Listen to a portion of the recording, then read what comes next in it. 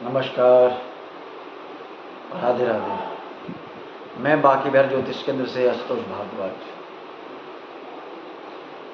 थोड़ा सा समय नहीं मिल पाया जिससे मैं आपके लिए कोई भी एक ऐसी चीज़ नहीं बना पाया कि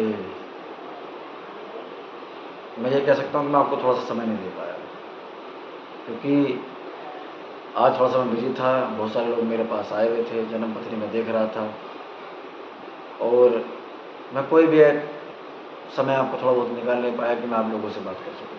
परंतु जब मुझे बात समय मिलता है तो मैं सोचता हूँ कि मैं आपके लिए कुछ चीज़ ना कुछ लेके आऊँ जो आप सोचें, आप देखें और आपको ज्योतिष पे यकीन हो। ये हमारा तीसरी पीढ़ी है जो हम सब काम कर रहे हैं। मेरे परदादा जी, मेरे दादाजी स्वर्गीय श्रीमान विशंबर शर्मा जी पंडित थे।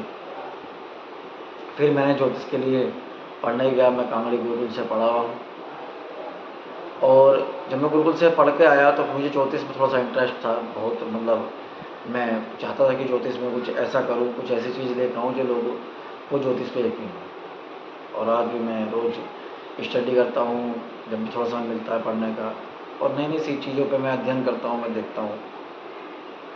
तो जो आज मेरे सब लोग बैठे हुए थे जहाँ मैं भागवत करा रहा था, जब मैं भागवत से फ्री हुआ तो बोले, गुरुदेव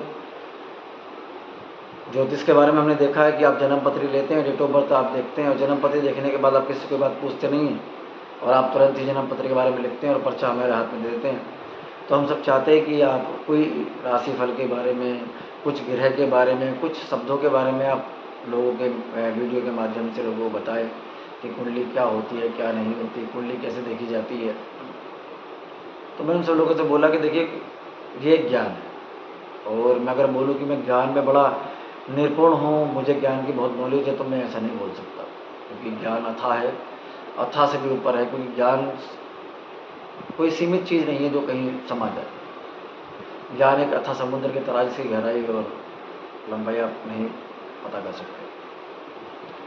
तो मैं आज चाह रहा था कि मैं आपके लिए कल का राशिफल लेकर आऊँ, मैं आपको राशिफल के बारे में बताऊँ। परंतु उससे पहले मैं चाहता था कि मैं कुछ चीज़ें आपके लिए ऐसी बोलूँ या कुछ चीज़ मैं आपको ऐसी बताऊं कि अगर आप अपनी जन्म पत्री के अंदर देखें तो आपको यकीन हो कि जो उन्होंने बताया है या जो उन्होंने आज तक स्टडी करी है, जो उनके मेरे पूर्वजों ने जो चीज़ मुझे बताई है, जो मैंने किताबें पढ़ी हैं, वो हर इंसान पे कहीं ना कहीं लागू होती है। जैसे एक छोटा सा एग्जांपल मैं आपको देता हूँ। मैं आपको चंद्रमा के बारे में बताता हूँ। कहते हैं कि चंद्रमा हमारा मन का कारक, हमारा धन का कारक, हमारी माता कारक। जन्म पत्री में चौथा घर जो माता के प्रेम संबंध को बताता है। परंतु मैंने इतनी सारी जन्म पत्री को देखने के बाद एक बात रिसर्च की है, मैंने वो सब चीज़ें देखी हैं।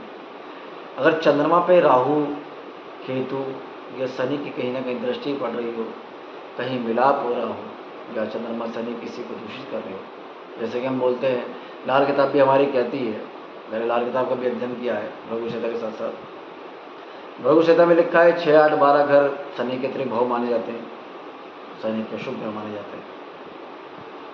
परंतु मैंने एक बात ये भी अध्ययन करी है, 6, 8, 12 घर में अगर सच्चा हम बात करते हैं, छठे घर में शनि, छठे घर में शनि को मैंने देखा है कि आदमी पैर के दर्द से थोड़ा सा पीड़ित तो होगा और मामा का सुख भोगने में थोड़ा सा दिक्कत तो आएगी।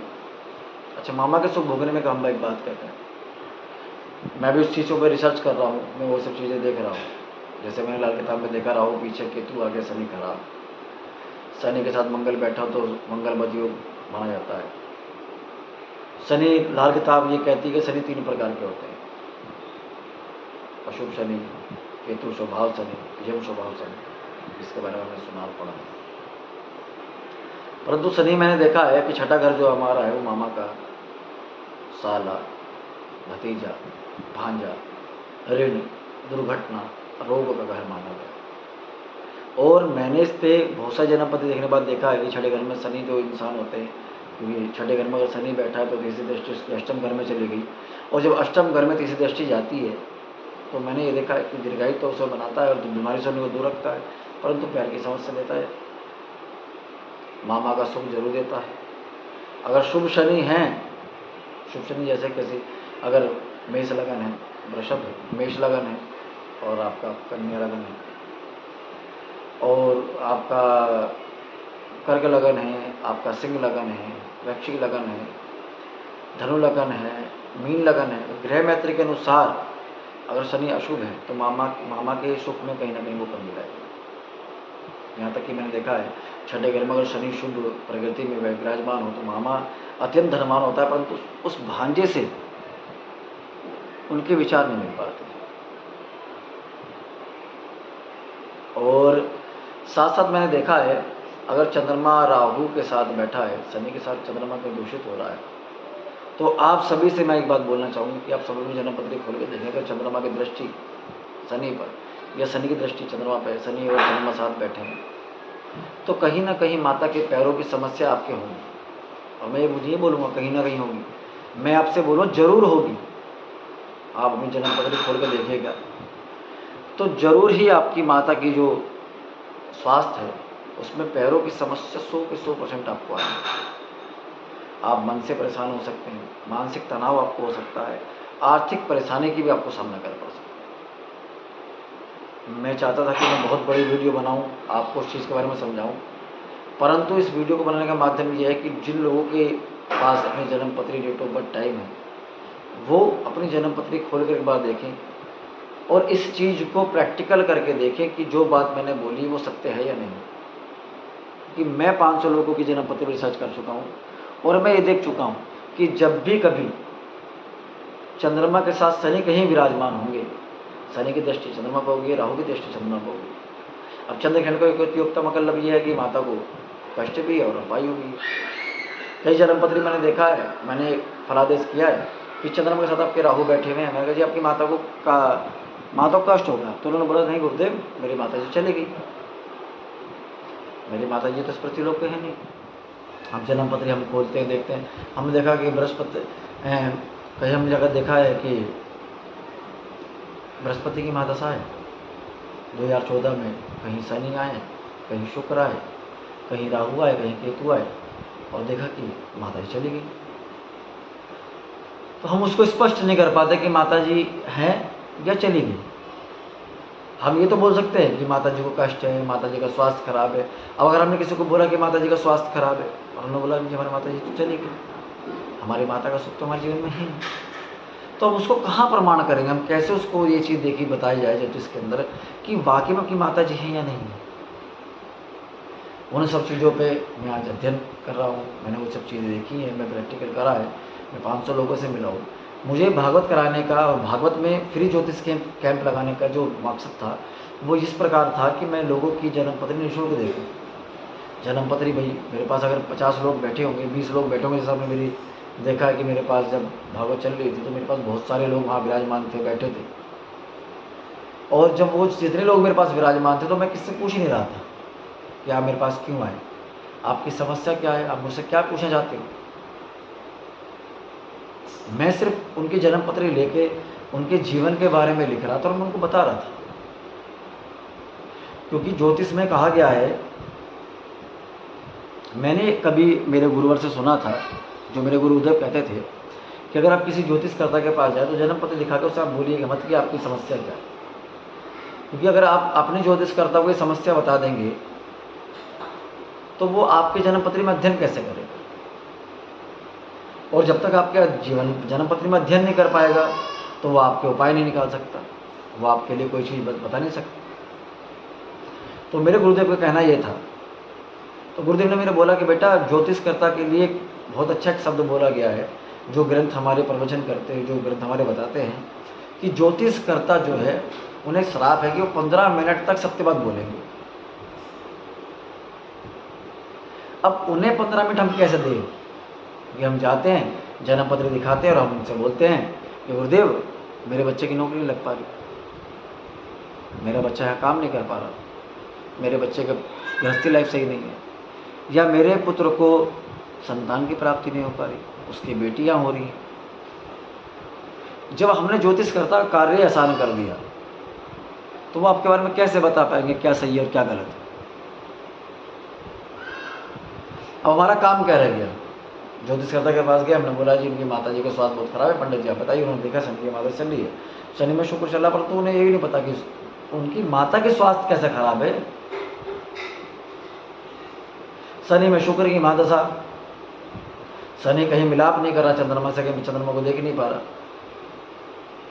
फिर भी हम ये बात बोल पाते हैं, कहते हैं कि शनि की महादशा चल रही है, आप लोहे का छल्ला पहन लीजिए, आप सरस्वती प्रभावित शिवलिंग पे चढ़ा दीजिए, और आप एक काम करिएगा कि शनिवार के दिन आप कोई भी दूध, कुत्ते की सेवा करें, कुछ दूध खिला दें, बिस्किट खिला दें, रस खिला दें, आपकी माता जी ठीक हो जाएगी। परंतु जन्म पत्री में शनि से माता का संबंध, शनि मामा, बुध बहन बेटी और मौसी, सूर्य पिता, चंद्रमा मन और माता, मंगल भाइयों के रिश्ते, खून के रिश्ते, ब्लड, लीवर, शुक्र रीढ़ की हड्डी, वाइट सेल्स, शरीर की एनर्जी, सुख सुविधाओं का मालिक, शनि कर्म के देवता, कर्म के फल देने वाले। परंतु भी हम ये नहीं सोच पाते कि सूर्य में अगर मंगल की महादशा आ गई, गृह मैत्री में वो हमारे दोस्त हैं, और मैंने बोला कि अगर सूर्य का लगन है और हमने जन्म पत्री खोल के देखी तो लाल किताब के अनुसार से भी शनि ठीक है, मंगल भी ठीक, वो सूर्य भी ठीक है और चंद्रमा भी ठीक है, परंतु हमारी माता को कष्ट है। जबकि शनि ने पीड़ित नहीं करा, राहु ने पीड़ित नहीं करा, चंद्रमा एक अच्छे उसके स्थान में बैठे, फिर हमारी माता को पीड़ित कर रहे हैं। कई जगह पर मैंने ऐसे भी देखा है कि कन्या लग्न की जन्म पत्री है, 10वें घर में सूर्य बैठे हैं, नीच के होके बैठे हैं, परंतु पिता और पुत्र की तो ट्विनिंग जो है बहुत अच्छी है, पिता की आर्थिक स्थिति बहुत अच्छी रही है। कई जगह मैंने देखा है राहु भाग्य से बैठे हैं, भाग्य के राहु बहुत शुभ माने जाते हैं, कहते हैं बुध और जैसा बुध वैसा राहु, जैसा राहु वैसा बुध। और मैंने बुद्धि भाग्य में देखा है कि राहु के साथ बैठा हुआ है, बच्चा भाग्यवान तो है, परंतु किस लिए? मात्र से अपने पिता की धन संपत्ति के लिए। बच्चा पढ़ लिया, लिख लिया, पढ़ा लिखा बच्चा है, कहीं फोकस नहीं कर पा रहा, जॉब की तलाश नहीं कर पा रहा, जॉब नहीं मिल पा रही उसको, और कहीं जॉब मिलती है तो वो मेहनत नहीं कर, खा रहा है, पी रहा है, हर चीज़ें वो कर रहा है, परंतु कहीं ना कहीं वो अपनी लाइफ से सेटिस्फाइड नहीं। तो इसीलिए कोई भी आदमी, कोई भी हमारा भाई, अगर उसको लगता है तो एक बार मुझे कांटेक्ट करने के बाद अपनी जन्म पत्री दे, मैं उसको लाइव यूट्यूब पे चलाना चाहता हूँ, बिना पूछे डेट ऑफ बर्थ आप टाइम मुझे दीजिए, मैं आपकी जन्म पत्री के बारे में सब चीज़ बता कर लोगों को बताना चाहता हूँ कि जन्म पत्री ज्योतिष का एक सार है। अगर आपका ज्योतिष अच्छा है तो आप सब लोग के जीवन में भूत भविष्य वर्तमान सब पता चलता है।